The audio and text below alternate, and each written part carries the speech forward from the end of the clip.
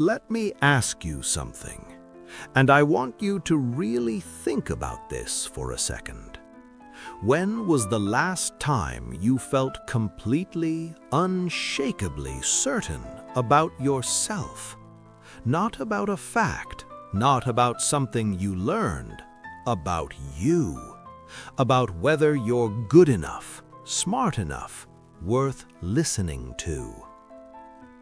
Can't remember? Yeah, me neither. Here's what I've been thinking about lately. Self-doubt isn't a bug. It's not something broken in you that needs to be fixed. It's not a weakness. It's not a sign that you lack confidence or that you're not ready yet. Self-doubt is awareness. It's the price you pay for consciousness, for the ability to step outside yourself and ask, wait, am I doing this right? Am I being honest? Am I fooling myself? And the people who never feel self-doubt, they're not more confident than you, they're less aware than you. But here's the problem. Nobody tells you that. So you spend your whole life thinking self-doubt is the enemy. You think it's something you need to overcome, something you need to defeat before you can finally move forward. But what if I told you that the most brilliant thinkers in history, the philosophers, the artists, the people who changed the world, all lived with self-doubt? Not despite their genius, because of it. What if self-doubt isn't the thing stopping you? What if it's the thing guiding you?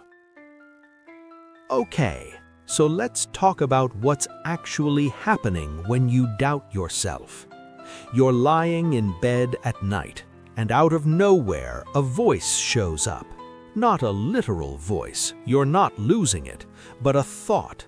And it says something like, you have no idea what you're doing, or everyone can tell you're faking it, or my personal favorite, who do you think you are?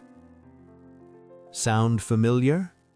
Here's what's wild. That voice, it's not some external force, it's you. But it's also not really you. It's a part of you that evolved to keep you safe, to keep you from taking risks that might get you rejected, humiliated, cast out of the tribe. Thousands of years ago, that voice kept you alive. If you stood up in front of the group and said something stupid, you could lose your social standing, and losing your social standing meant death. So your brain developed this internal critic, this voice that scans everything you do and asks, is this safe? Will people judge me? Am I about to embarrass myself? And that voice worked for a long time.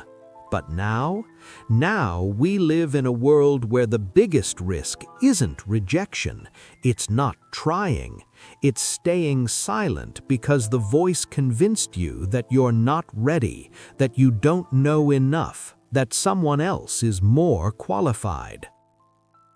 The existential philosopher Jean-Paul Sartre spent his entire career wrestling with this idea. He called it bad faith, the act of lying to yourself about who you are and what you're capable of. And he understood something crucial. You are not a fixed thing. You're not the kind of person who can, or the kind of person who can't. You're becoming, always, in every moment. And self-doubt is just the feeling of that becoming. It's the vertigo of freedom. Because here's the truth, you could do the thing right now. You could start the project, send the message, take the leap. Nothing is actually stopping you except the story you're telling yourself about why you can't. And that story, it feels so real, so convincing, so true, but it's just a story. So what do? You freeze. You wait for more information. You tell yourself you're not ready yet. You research, you plan, you prepare. But really, you're just avoiding the moment when you have to act without certainty. And Kierkegaard would tell you, you will never be certain. Not before, not during, sometimes not even after. The only way forward is to act anyway. To take what he called the leap of faith, not in a religious sense, but in the sense that you have to leap into the unknown without a guarantee, without proof, without knowing for sure that it will work out. Because if you wait for certainty, you'll wait forever. Pause the video for a second. I want you to think about this. What's the thing you've been putting off because you're not ready yet? Not the big life-changing thing, just the one next step, the conversation, the email, the first paragraph. Drop it in the comments. Just name it. You don't have to explain, you don't have to justify. Just name it. Because I'll tell you what Kierkegaard would say. The moment you name it, you've already started to break its power over you. All right, let's keep going.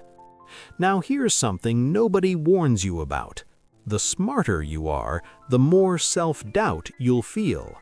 I know that sounds backwards. You'd think intelligence would make you more confident, but it doesn't. It makes you more aware of what you don't know.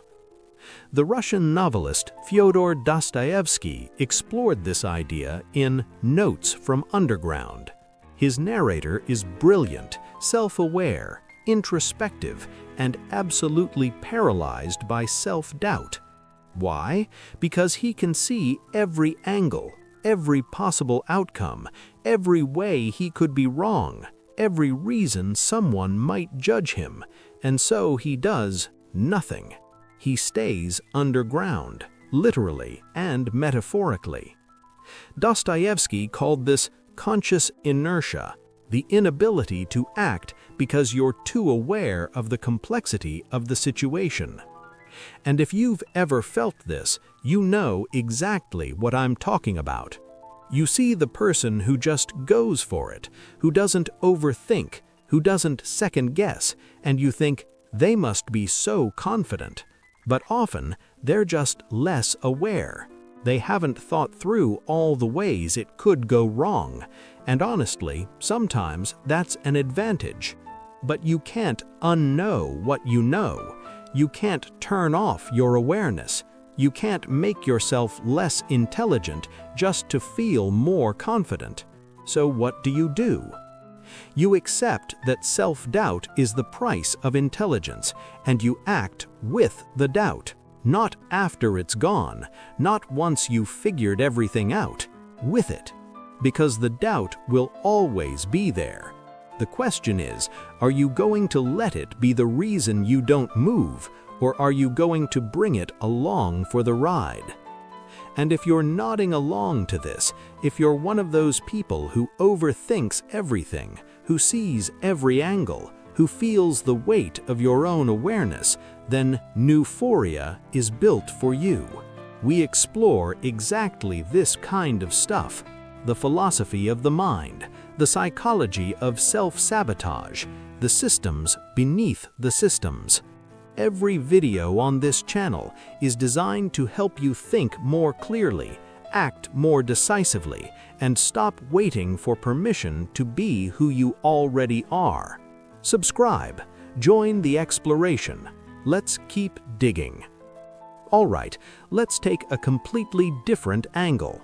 What if the entire problem is that you think there's a self to doubt in the first place? Stay with me.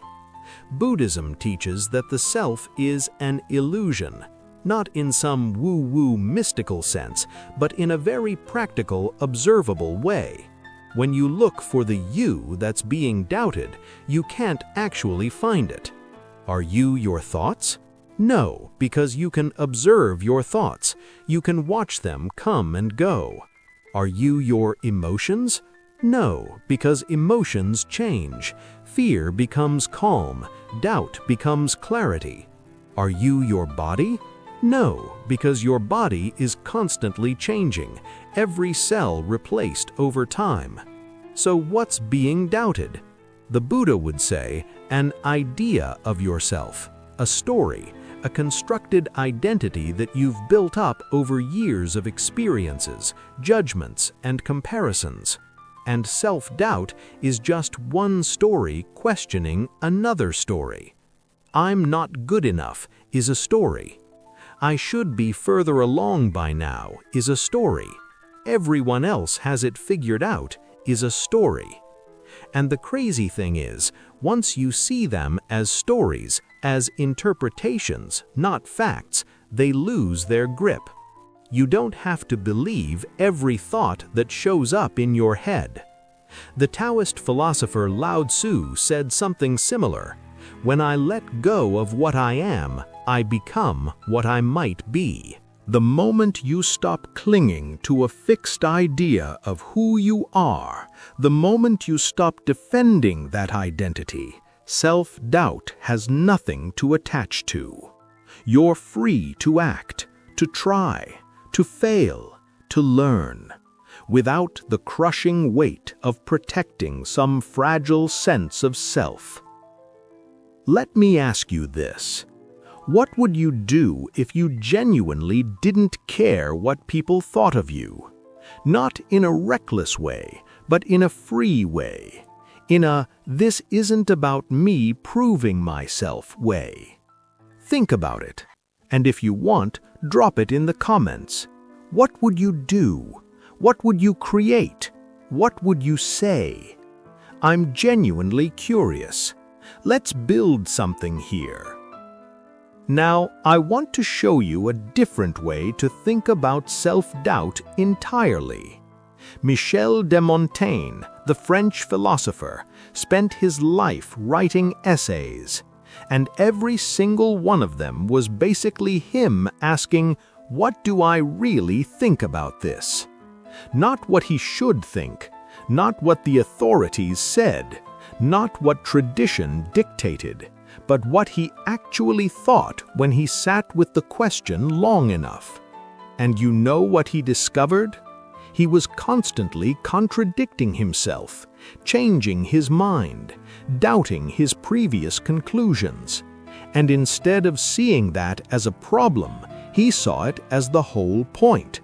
He said, I study myself more than any other subject.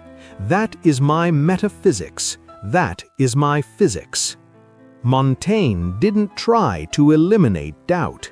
He used it as a tool, as a way to investigate his own thinking, to refine his ideas, to get closer to the truth. And here's what that means for you. When self-doubt shows up, don't fight it. Don't try to overcome it. Question it. Ask, why do I believe this about myself? Is this actually true, or is it a story I've been telling myself? What evidence do I have for this? What would I tell a friend who said this about themselves? Self-doubt isn't the enemy, it's a question, and questions can be answered, but only if you engage with them honestly. This is exactly the kind of work we do here at Neuphoria. We don't just tell you what to think, we show you how to think, how to question your assumptions, how to investigate your own mind with the precision of a philosopher and the curiosity of a scientist. If that's the kind of content you're looking for, subscribe, because every week we're going deeper. Last thing, and this one might change how you see everything. Martin Heidegger, the German philosopher, had this concept called das Mann, the they. It's the collective voice of society, the invisible force that tells you how you're supposed to be, what you're supposed to want, how you're supposed to live. And most people, Heidegger said, spend their entire lives living according to the they. They never question it, they just conform. But every once in a while, something cracks. You feel it, this deep, unsettling sense that you're not living your life, that you're performing someone else's script. And that feeling, that's self-doubt. But it's not doubt about your ability, it's doubt about whether you're living the life you actually want to live. Because those are two very different things. And the second one, that's not a problem, that's an invitation. So, here's where we land. Self-doubt isn't going away. I'm not going to tell you it will. I'm not going to sell you some system that promises to make you finally confident. Because self-doubt is part of being human. It's part of being aware. It's part of caring. The people who never doubt themselves, they're either delusional or they've stopped growing. But you're still here, still asking, still questioning, still trying to figure out how to be the person you want to be in a world that's constantly telling you who you're supposed to be. And that's not weakness, that's courage. Sartre said we're condemned to be free. Kierkegaard said anxiety is the dizziness of freedom. Heidegger said authenticity requires breaking away from the crowd. They all understood the same thing. Freedom is terrifying, and self-doubt is just what freedom feels like. So stop waiting for the doubt to go away. Stop waiting to feel ready. Stop waiting for permission. Act with the doubt. Bring it along. Let it sharpen you. Let it make you more honest, more aware, more real. Because the alternative is certainty, and certainty is a lie. The doubt means you're awake. The doubt means you're alive. The doubt means you're still becoming. And that's the whole point. Now, I want to hear from you. Drop a comment below and answer this. What's one thing self-doubt has stopped you from doing? Just one. Name it.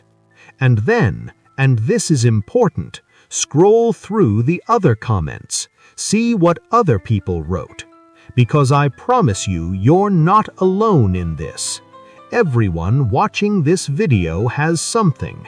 Everyone. And sometimes just seeing that is enough to take the first step. If this resonated with you, if it made you think differently about self-doubt, share it. Send it to someone who needs to hear this, because we're building something here, a community of people who think deeply, who question, who refuse to settle for easy answers. Subscribe to Neuphoria. This is philosophy made real. This is psychology made practical. This is how you think your way into a life that's actually yours. I'll see you in the next one.